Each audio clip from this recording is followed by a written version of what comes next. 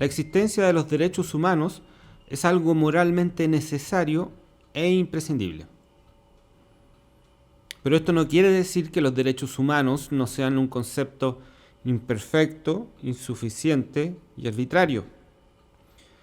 Según la Declaración Universal de la ONU, los derechos humanos se fundamentan en la dignidad inherente que posee cada persona. Muchos autores sostienen que los derechos humanos se basan en que la especie humana es superior a las otras especies animales.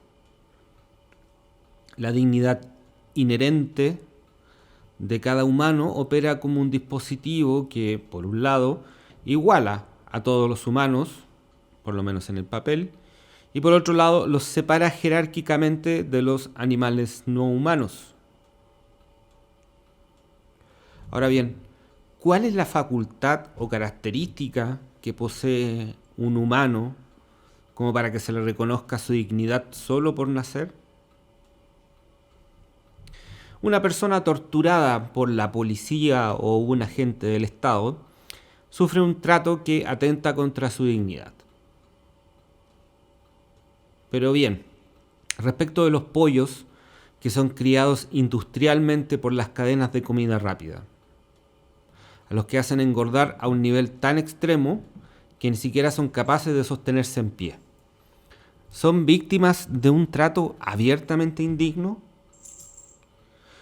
La respuesta tradicional de mucha gente diría que no, porque son animales. Bueno, entonces, ¿el ser humano no es acaso otro animal? La respuesta tradicional diría es que somos diferentes. Y ahí entonces volvemos al mismo problema. El fundamento de por qué un ser humano tiene dignidad inherente no es algo que esté resuelto, todo lo contrario. Hay explicaciones de diversa índole, pero ninguna es concluyente. La tesis de la Carta o de la Declaración Universal de la ONU tiene una base fundamentalmente teológica. La teología judeocristiana vincula la dignidad con la gracia divina de Dios y al hecho de que los humanos tenemos alma. Pero esto no tiene mucha validez porque al final es lo mismo que decir un mago con su varita mágica nos hizo dignos y nos dio alma. Es decir, el ser humano no tiene un fundamento de dignidad en su propia condición, sino que en algo externo. Por otra parte, es inevitable preguntarse qué es el alma, de qué color es, en qué parte del cuerpo humano está el alma. Y disculpen que sea tan materialista en mis cuestionamientos, pero es que si vamos a definir el criterio que determinará el tener o no tener derechos humanos, debe ser en virtud de un concepto que sea lo menos mágico posible.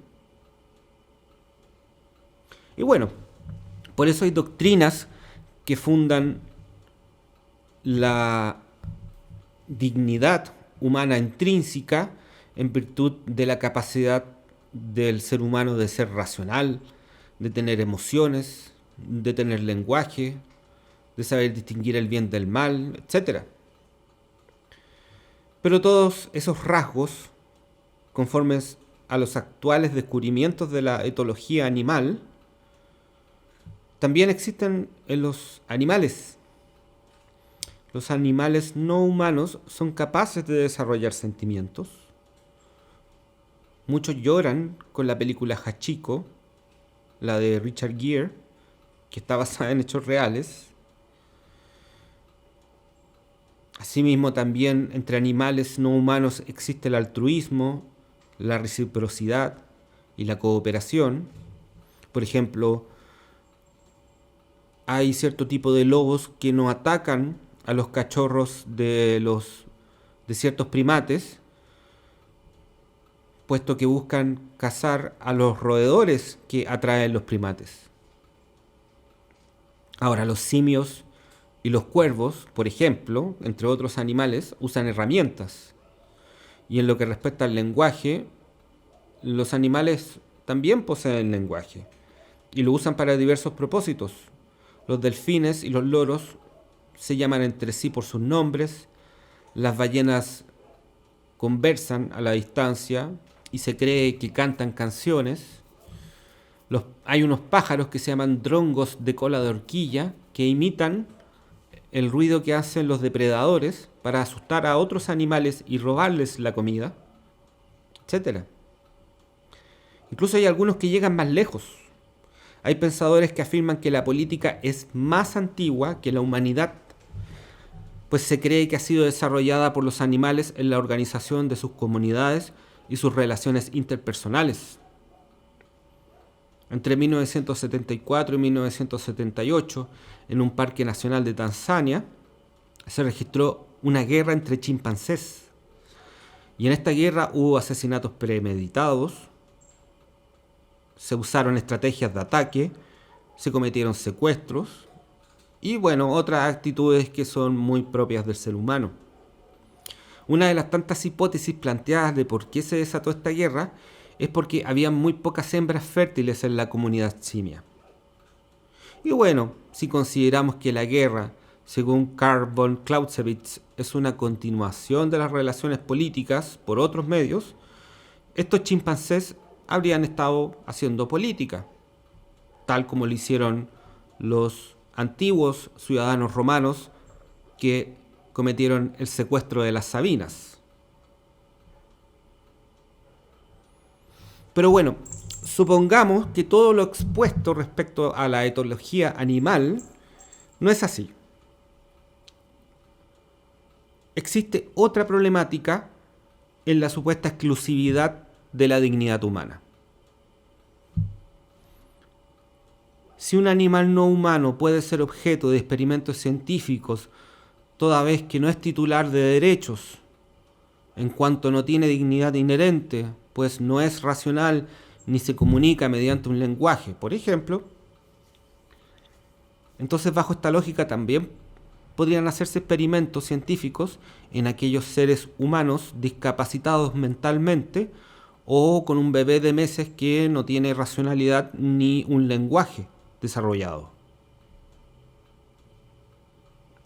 Pero bueno, aun cuando existe un fallo de lógica en esto, por lo menos salvo al nivel de la bioética y filosofía, nadie se lo plantea como una problemática seria. ¿Y por qué? Porque los seres humanos somos especistas.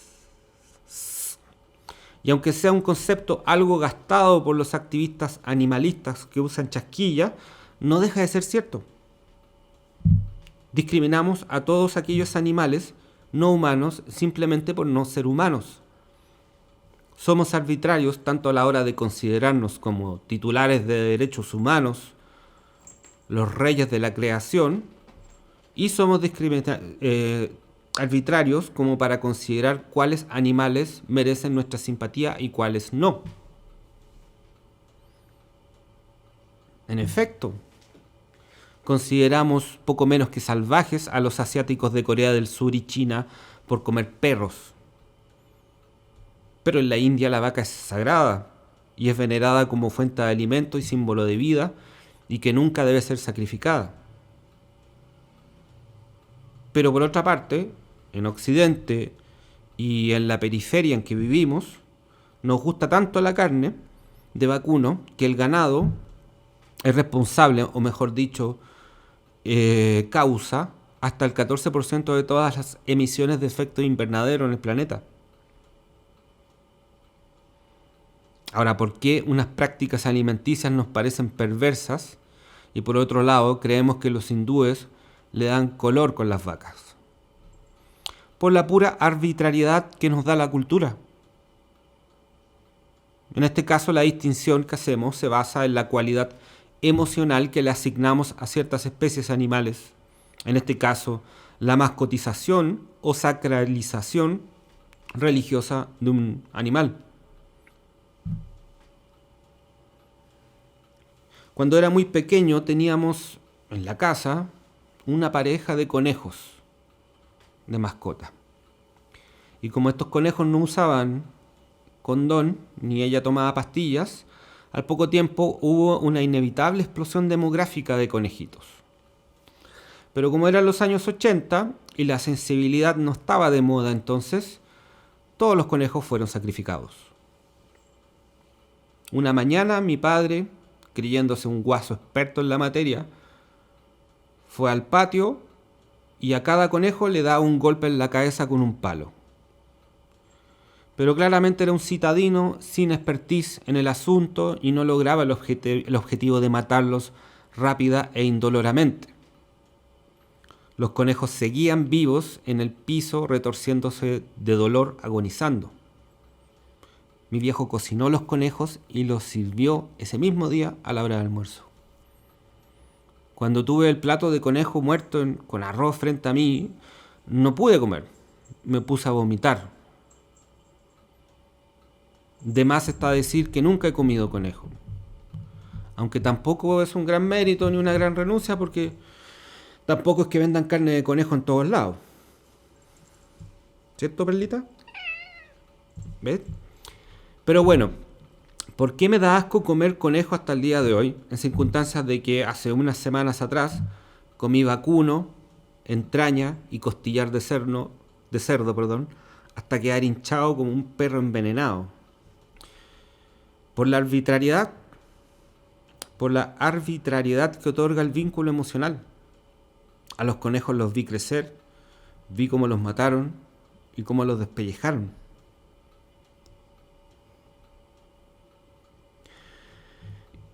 Entiendo un poco a la gente que le surge la molestia por el cuestionamiento que se hace en contra del especismo o narcisismo de especie, sea porque lo ven como algo inevitable y porque todas las especies animales son especistas de alguna manera, o porque también criticar el especismo implica ir en contra de ciertos beneficios que percibe la humanidad, que percibe de la explotación animal, pero sin proponer una solución igual de efectiva. Es un punto muy atendible, pero aún así no se justifica la brutalidad chauvinista del rodeo chileno, en la que terminan quebrándole los huesos a los novillos que aporrean, o la tauromaquia, con esos toreros tan viriles que hieren a un animal hasta que se desangre. Los coreanos y chinos comen perros, pero por lo menos no crean un circo alrededor de la matanza.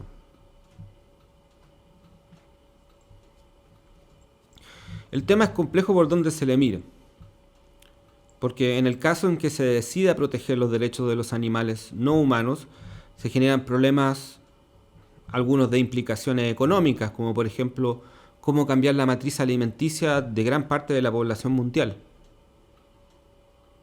También está el problema de la implementación del cuidado mismo de los animales, que no es tan sencillo. En la misma India, donde las vacas son sagradas, los dueños de las vacas, cuando dejan de producir leche o de servir como animal de carga, las dejan libres en medio de la carretera o la vía pública, porque sale caro mantenerlas. Y como está prohibido sacrificarlas y aprovechar su carne, las vacas vagan alimentándose de restos de comida o basura. Hay musulmanes que clandestinamente matan a las vacas y venden su carne. Pero también hay brigadas hinduistas que cuidan a las vacas abandonadas de los carniceros musulmanes. Es decir, es una situación muy compleja.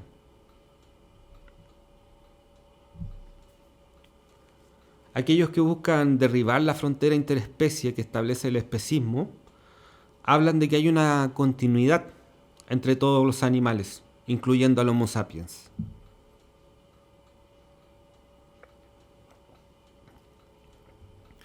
Y muchos creen que es necesario terminar con este narcisismo de especie, no solo porque el tema animal existe y porque exista una situación moral respecto hacia nuestro trato,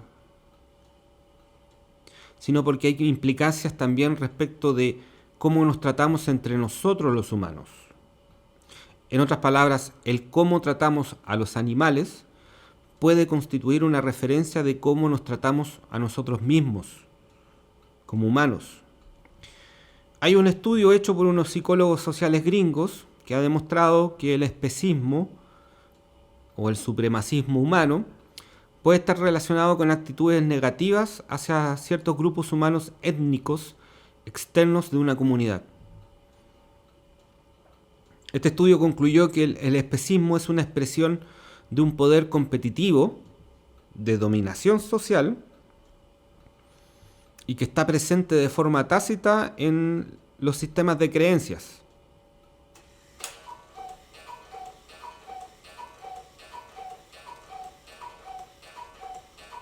Gracias, señor Cucú.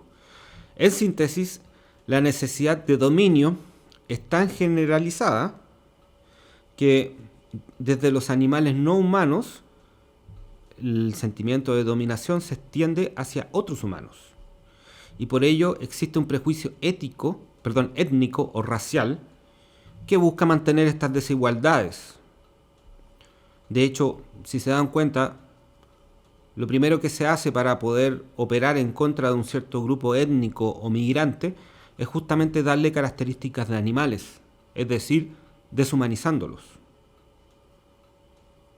Ahora bien, esto es un estudio de psicología social y comprobó una correlación y no una causalidad directa, pero es un antecedente que vale la pena considerar. Pero ahora bien, lo que sí está absolutamente comprobado y existe una causalidad directa es que en la actualidad la vida de los seres vivos, ya sean animales o humanos, en general tienen un valor que se relativiza conforme a los intereses de una oligarquía plutocrática. Todo derecho o protección legal o jurídica a un ser vivo se enfrenta a un gran escollo, si afecta o no al capitalismo. Por ejemplo, las llamadas zonas de sacrificio, que afectan tanto a animales como a personas, existen porque son necesarias económicamente para operar con costos bajos. Y lo mismo sucede con la precariedad laboral, que implica menos derechos laborales, trabajo infantil y otro tipo de cosas, y que se hace para desarrollar una obra de mano barata y por ende ser competitivo económicamente. Bueno, y ahora uno se preguntará, ¿y qué pasa con los derechos humanos que están garantizados universalmente y escritos con letra de oro en la Carta de la ONU? Bueno, otro asunto también claramente comprobado es que a la ONU y a organismos como Human Rights Watch o Amnistía Internacional les importan los derechos humanos, pero solo cuando son violados por gobiernos contrarios a los intereses capitalistas gringos. En este caso, más que una arbitrariedad, es derechamente hipocresía. Bueno, visto lo anterior, lamentablemente el sentido lógico indica que si de forma estructural las sociedades humanas no son capaces de preocuparse por los de su propia especie, es altamente probable que menos lo hará por otra especie. Ahora, ¿por qué reflexionar sobre algo que no parece tener solución? Simplemente porque es necesario hacerlo y porque, tal como canta Silvio Rodríguez, de lo posible ya se sabe demasiado. Muchas gracias por escuchar, por la atención prestada. Cuídense mucho y que estén muy bien. Chao.